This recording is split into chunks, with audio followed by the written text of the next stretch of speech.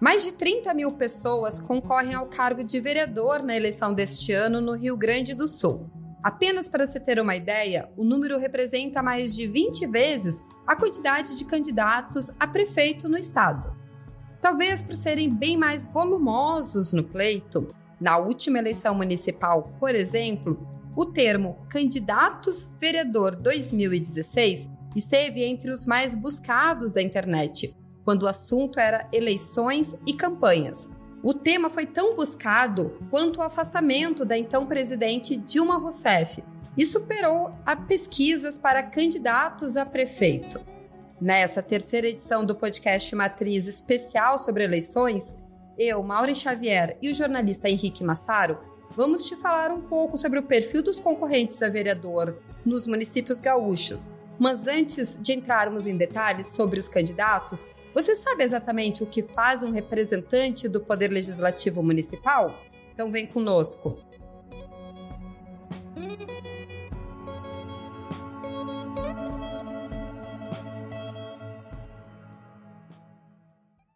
Um rápido olhar sobre a etimologia pode explicar o papel de um vereador na sociedade, que é zelar pelo bem do município. Na prática, o político que ocupa o parlamento municipal é considerado o elo entre a população e o poder executivo, servindo como fiscal e representante dos interesses da sociedade. O vereador é também quem elabora, aprecia, altera ou revoga leis da cidade, que podem surgir de dentro da Câmara ou vir direto do prefeito e até mesmo da sociedade. Para concorrer a vereador, é necessário ter no mínimo 18 anos, ser eleitor do município onde será candidato há pelo menos um ano, estar quite com a Justiça Eleitoral e ser filiado ao partido político há pelo menos um ano. Diferentemente dos representantes do Poder Executivo, como o prefeito, a lei permite que os vereadores se candidatem à reeleição quantas vezes quiserem. Em Porto Alegre, a Câmara conta com 36 representantes e este ano tem o maior número de candidatos da história recente. São 865, o que representa 24 candidatos por vaga. Pronto, essa é a função básica do Poder Legislativo Municipal. Mas em 2020, quem são os mais de 30 mil candidatos a ocupar as câmaras pelos próximos 4 anos no Rio Grande do Sul? Foi exatamente essa questão que a gente foi em busca desses dados junto à Justiça Eleitoral. E a nossa colega Flávia Simões vai falar um pouco de como foi essa busca junto ao site. Então, a maioria dos candidatos, como de costume, é formada por homens. 19.652 candidatos a vereador no estado são do sexo masculino, o que corresponde a 64,05%. Isso deixa as mulheres com pouco mais de 11 mil representantes tentando a eleição para vereadora.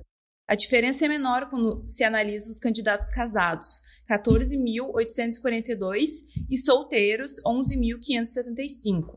De acordo com os dados do Tribunal Superior Eleitoral, a esmagadora maioria dos candidatos é de cor branca, 26.506, o que corresponde a 86,39%, ou seja, pouco mais de 6% ou, mais precisamente, 1.957 pessoas que concorrem a vereador são negras. 15,03% do total de candidatos tem entre 50 e 54 anos, pouca diferença entre os 14,53% que têm entre 45 e 49 anos. A escolaridade da maioria, ou mais precisamente de 33,87%, tem ensino médio completo, enquanto que 22,58% tem ensino superior. A agricultura é a profissão de 10,72% dos candidatos e 7,36% são empresários. Então, um monte de número, né? Mas esses números, eles ajudam a gente a entender um pouco melhor qual é o perfil desses candidatos, que varia, ou melhor, se diferencia do público eleitor, que é formado de maioria de mulheres e também com baixa escolaridade.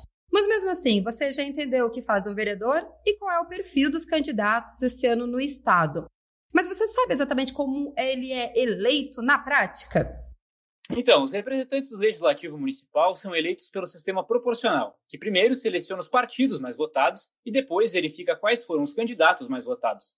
Na prática, se um município com 10 vagas na Câmara de Vereadores tem um total de 10 mil votos válidos nessa eleição, é calculado o quociente eleitoral, que é a divisão do número de votos pelo número de vagas. No caso desse município hipotético, o quociente seria 1.000.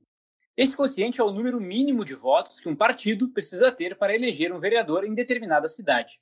Feito isso, as vagas são repartidas proporcionalmente pela quantidade de votos que cada partido recebeu. Dentro do partido, as vagas são distribuídas pela ordem do mais votado para o menos votado. Exatamente. Tem essas peculiaridades que fazem parte dessa soma para a escolha daqueles que vão nos representar nas câmaras municipais. Mas esse ano ainda tem mais uma novidade, que é a proibição das coligações entre partidos nas proporcionais.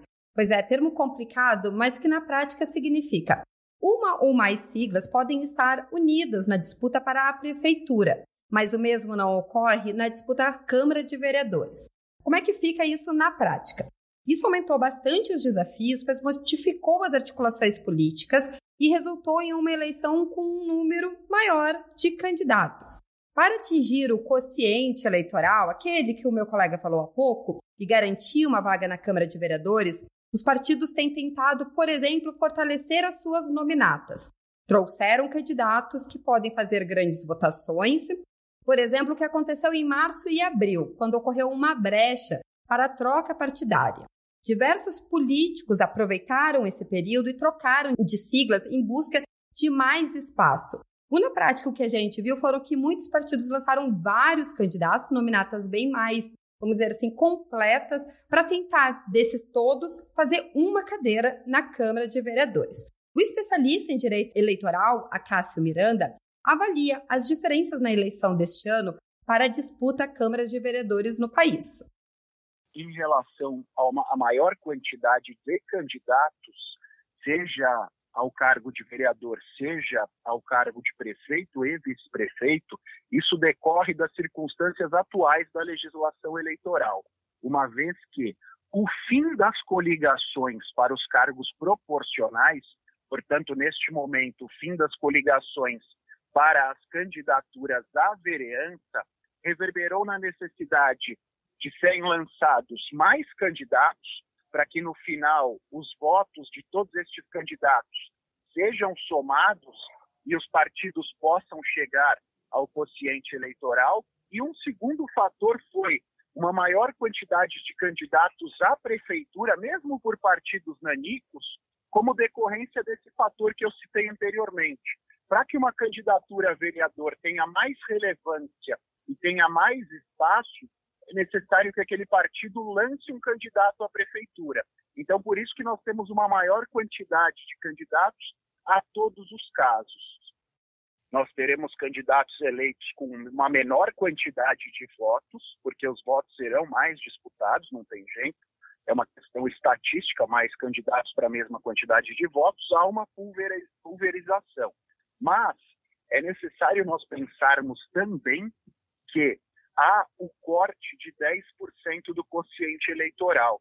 Então, apesar da menor quantidade de votos para que um candidato seja eleito, nós não teremos nesta eleição candidatos eleitos com poucos votos, graças a candidatos mais votados ou muito bem votados na mesma chapa.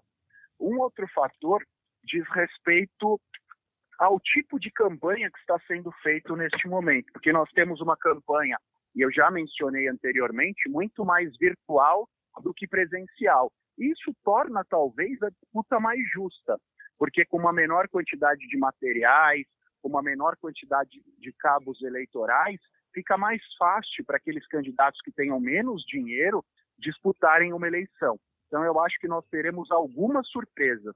O que, no meu entender, essa oxigenação, essa renovação é bastante positiva. Então, eu vejo esse cenário como positivo. Mas, neste momento, só nos resta analisar e torcer.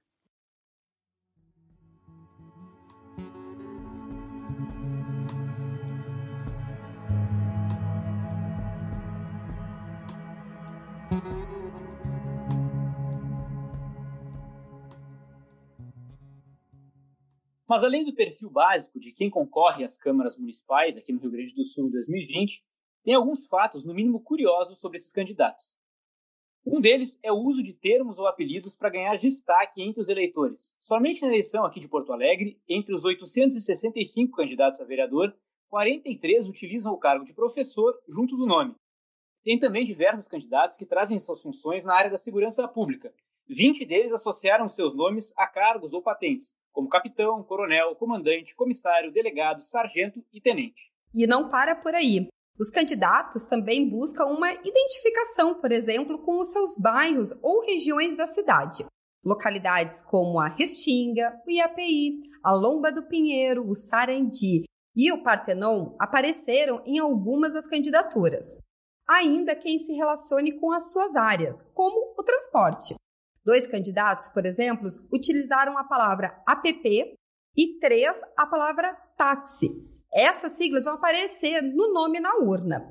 Profissões como auditor, chefe, barbeiro, padeiro, engenheiro, cabeleireiro, jornalista, psicóloga, gari e DJ também aparecem em nomes na disputa.